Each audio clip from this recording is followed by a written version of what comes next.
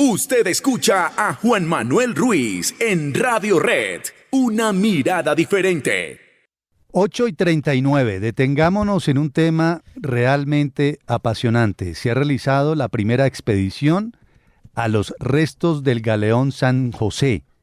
Hubo hallazgos significativos. Se encontraron objetos de uso cotidiano, botellas de vidrio, entre otros. Incluso se ha dicho que se abarcó un área gigantesca en metros cuadrados.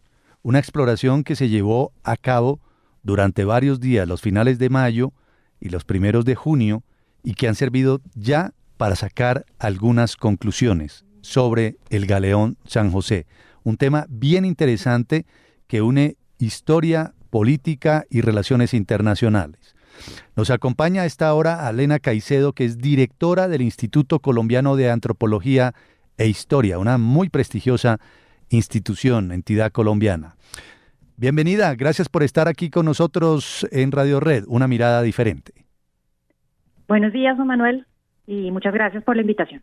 Gracias a usted por aceptarla, Alena, de verdad que nos encanta conversar y enseñarle, transmitirle a la gente estos conocimientos. Bueno, cuéntenos, por favor, cómo fue esa primera expedición, en qué lugar se efectuó, qué área abarcó y qué encontraron. Bueno, efectivamente tuvimos la posibilidad de salir por primera vez en el marco del proyecto Hacia el Corazón del Galeón San José.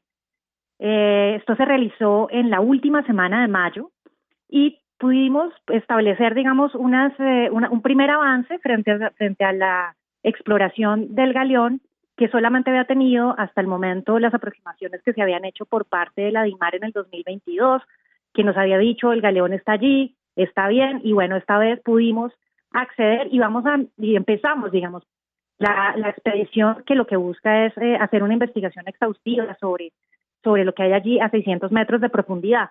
¿Qué encontramos? Bueno, efectivamente hubo una ampliación, sobre todo, del área de prospección que conocíamos hasta ahora.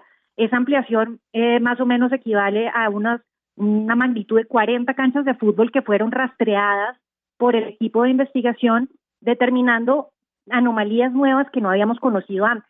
Y esas anomalías las clasificamos, y de esas anomalías clasificadas que están en análisis en este momento es que podemos decir, aquí hay hallazgos nuevos, aquí hay cosas nuevas que nos van a revelar muchas de las secretos que tiene todavía el galeón San José en profundidades tan altas.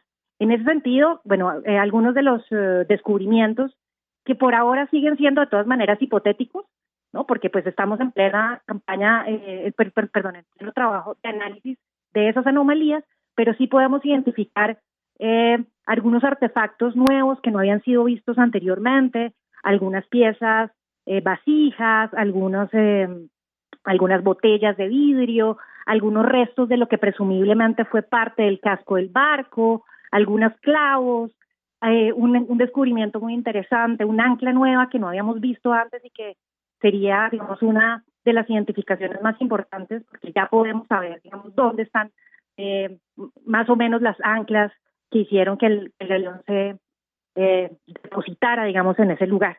Entonces creo que hay unos avances interesantísimos y bueno, lo que viene aquí en adelante va a ser seguir en ese análisis y en esa exploración para determinar algunas respuestas parciales, ¿no?, que tendríamos que complementar con las siguientes campañas que se desarrollarán posteriormente.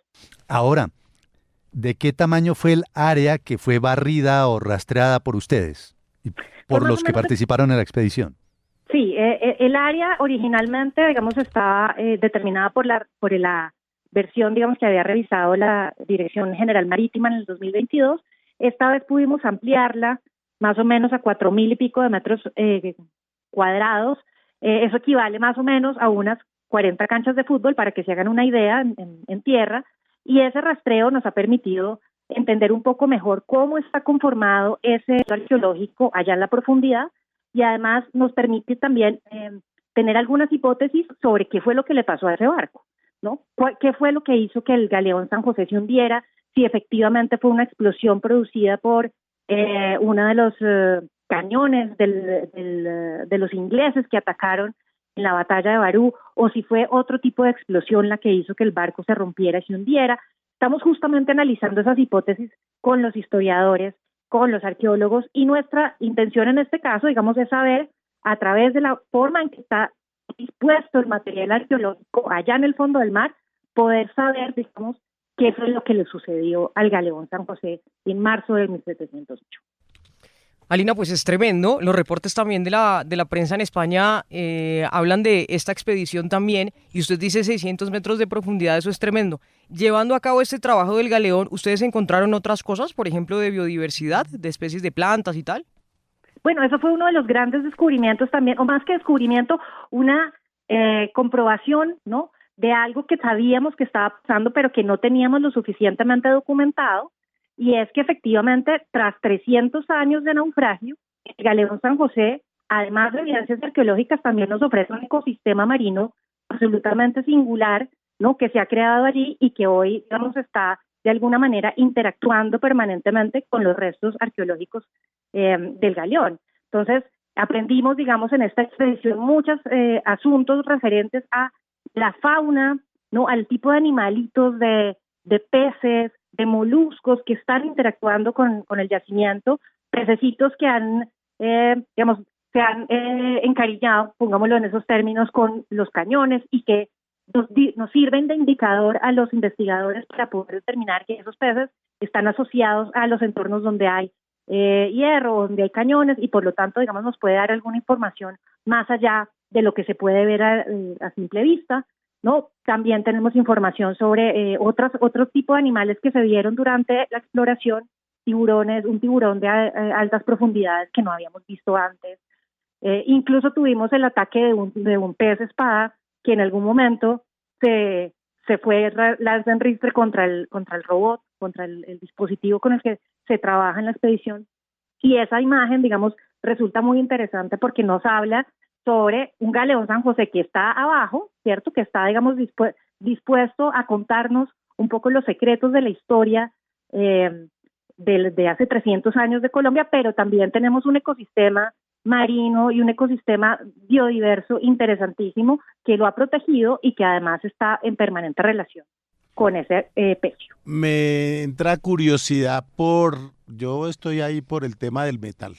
¿Qué pasa con el Bill Metal, los tesoros de los que nos han hablado, o eso es información reservada, hay o no les interesa averiguar por el momento? Después de hurgar en 40 canchas de fútbol, ¿no encontraron ni una monedita por ahí?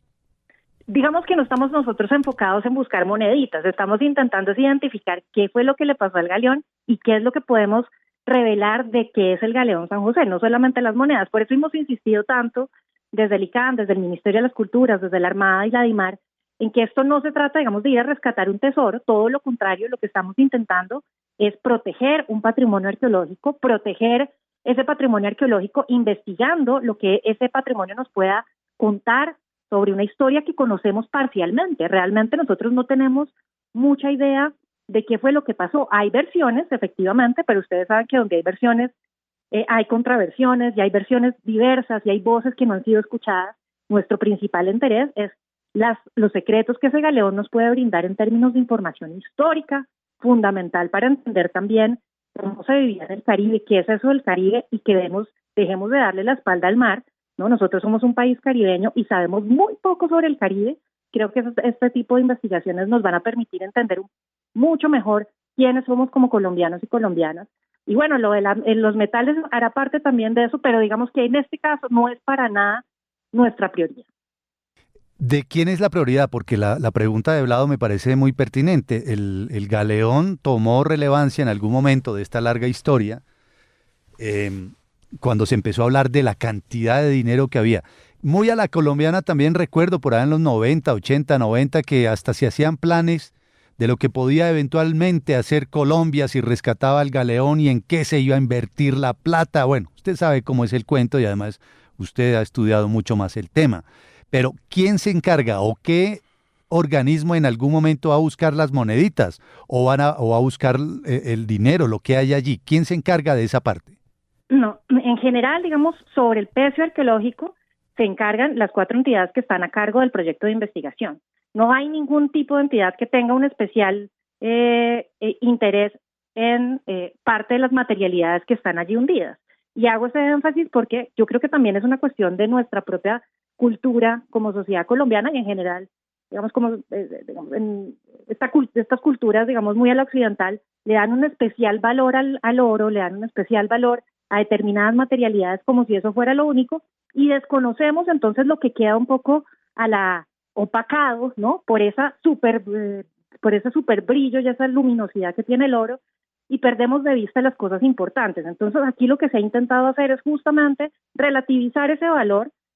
Estamos hablando de un patrimonio arqueológico en su integralidad, todo lo que hay allí es patrimonio arqueológico, por lo tanto es inembargable, es imprescriptible, no se puede comercializar, no tiene, digamos, un valor comercial que pueda ser traducido a dinero, y en ese sentido pues hay que entender también que lo que le está proponiendo este proyecto de investigación es trabajar la historia desde otra perspectiva y entender el valor que tiene eso para la identidad colombiana y para lo que nosotros nos compete, digamos, como ciudadanos y ciudadanas, reconocer de nuestro pasado. Claro, pero para que quede claro ese tema, porque seguramente muchos oyentes lo están planteando en este momento, escuchándola con detenimiento a usted, porque es fascinante esta historia. ¿Hay o no hay dinero, oro, o lo que haya en el galeón o al lado del galeón?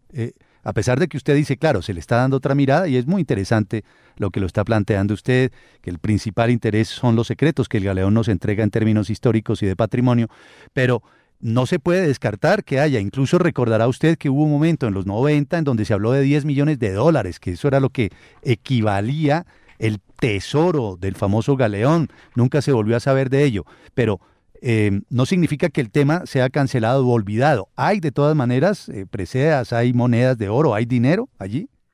Pues todo eso son especulaciones e hipótesis que salen, digamos, de los archivos históricos, ¿no? La única información que tenemos realmente, digamos, fáctica es la información de archivo, y la información de archivo tiene información que fue, digamos, la que se recogió en su momento durante la época, por ejemplo, para poder establecer el cargamento que existía y que estaba, digamos, albergado en el galeón en el momento en que el galeón naufraga.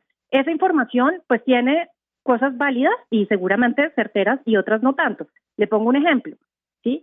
Así como en el galeón, así como en los archivos uno puede encontrar las referencias, por ejemplo, a las mercancías que estaban cargadas en el galeón, también lo que hemos podido ver a ojo de, digamos, de lo que el robot nos ha permitido ver, lo que las campañas no intrusivas que ha hecho la DIMAR nos ha permitido ver, que son imágenes por encima de lo que se ve sobre el lecho marino.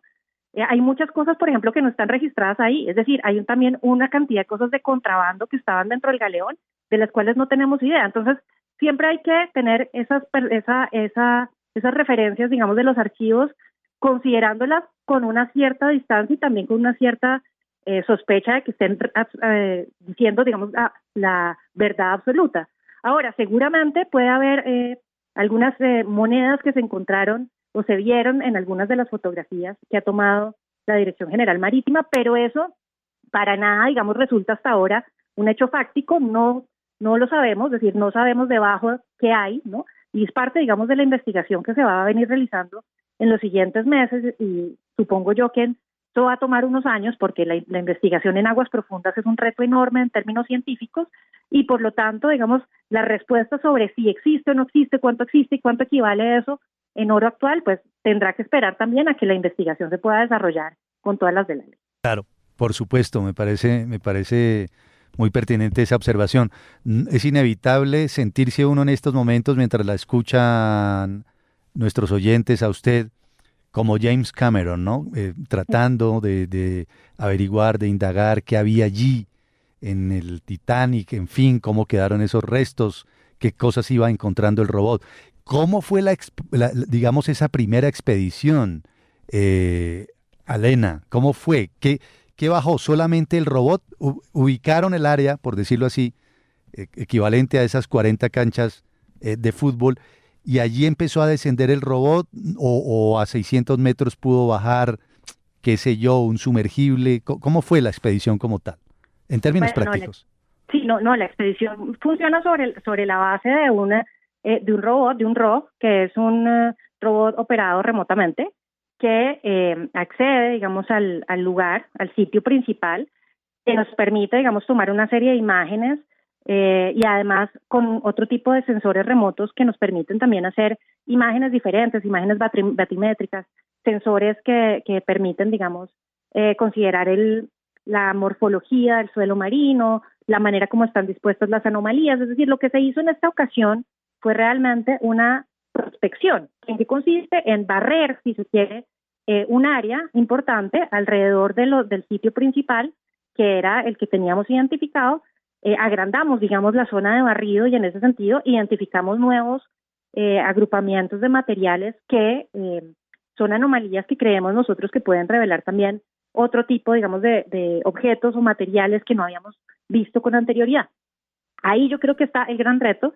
Obviamente es un trabajo mancomunado entre 8 equipos de investigación científica de diferentes áreas de conocimiento, cada una, digamos, con una especialidad, pero también con una compleja estructura, digamos, de sincronización, porque obviamente sin la posibilidad de bajar un ROP que nos permiten los robóticos y los ingenieros de la Armada, sería imposible que los arqueólogos del Instituto Colombiano de Antropología e Historia, que los historiadores, que los oceanógrafos de la Armada pudieran darnos algunas pistas de cómo es que llegamos hasta allá. Es decir, aquí realmente hay un ejercicio muy complejo de investigación científica multidisciplinario que está, digamos, intentando armar, ¿no?, el rompecabezas de lo que implicó el naufragio del Galeón San José, identificar cuáles pueden ser las principales hipótesis, cómo lo que está allí sumergido nos puede dar respuestas. Y bueno, como les decía, esto es un paso a paso de una importancia enorme para la historia colombiana, pero también que tiene una exigencia de rigurosidad científica grandísima y por lo tanto también que hay que tomarse las cosas con calma y ir a hacerlas muy bien con los tiempos que se merece el Galeón. Alena, esa zona que fue barrida o estudiada por este robot de unas 460.000 metros cuadrados aproximadamente, según ha trascendido, ¿sigue siendo un secreto? ¿Esa área la conocen muy pocos o poco a poco se ha ido abriendo ya la información en tal sentido? No, las coordenadas siempre han sido, digamos, parte de Reserva Nacional, porque pues sabemos que también hay muchos intereses en ese lugar, porque como la gente lo que está buscando un poco es el oro y el tesoro, entonces el Estado colombiano está en la obligación de proteger ese pecio como parte de su patrimonio arqueológico y como parte, digamos, del patrimonio de todos los colombianos y las colombianas, y por lo tanto las coordenadas están en reserva, ¿no? Y queremos que se mantengan en reserva para evitar, digamos, que pueda haber intervenciones, expolios o algún tipo de intrusión indebida que pretenda saquear el Galeón San José. Ahora, Alena, eso que usted está diciendo es bien importante. Estas coordenadas son parte de la Reserva Nacional.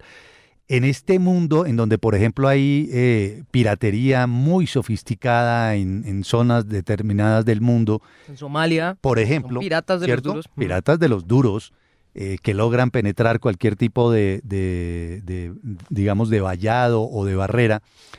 ¿Es posible mantener esa Reserva Nacional? ¿Están a salvo esas coordenadas? Para el Estado colombiano es claro que esas coordenadas son absolutamente,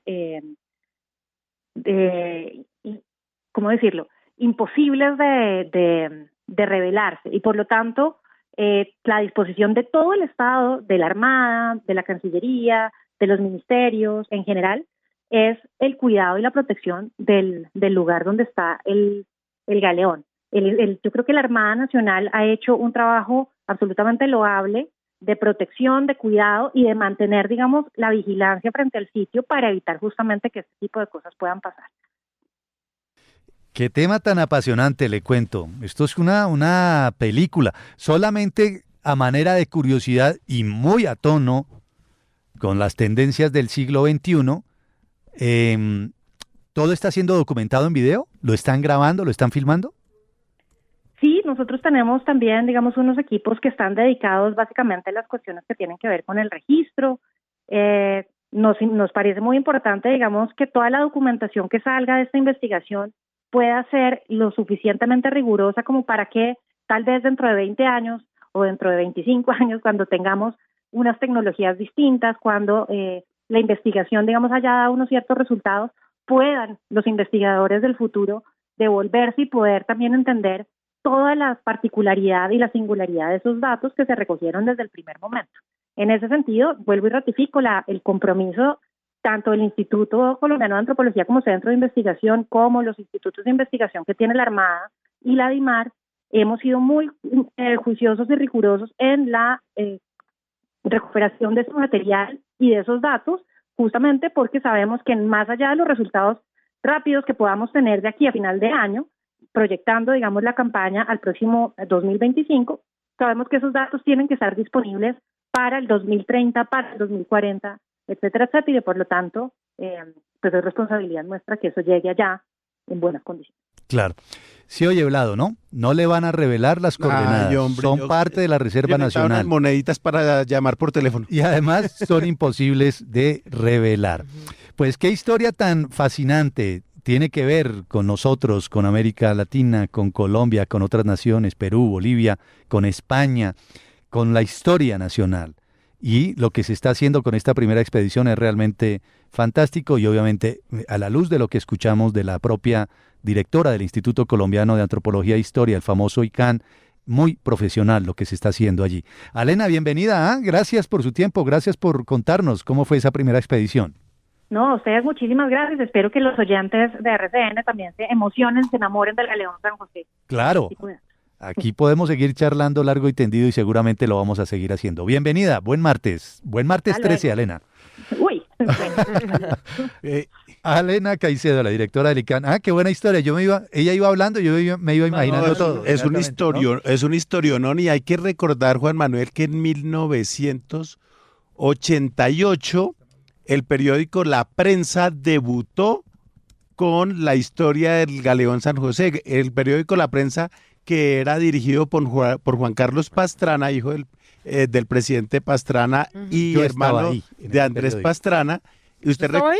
Sí, ¿Usted recuerda? ¿Sí? con Rafael Chaparro Madiedo, Olga Claro. Cecilia Guerrero, Gonzalo Guillén, Garavito, Fernando Garavito allá bravo con un lápiz, Elisa Cucalón, Ana María Escayón, Ana María Escayón, la que era crítica de arte. crítica de arte.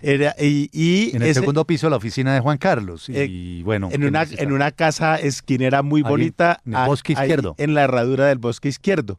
Y pues ese periódico debutó, su primera Como soy de historia viejo, ¿no? fue Ajá. sobre el Galeón San José. Claro, más porque usted era el practicante. Este era el practicante y yo ya llevaba 3 años de caricaturista. Sí. Inclusive yo escribí un par de columnas en la prensa.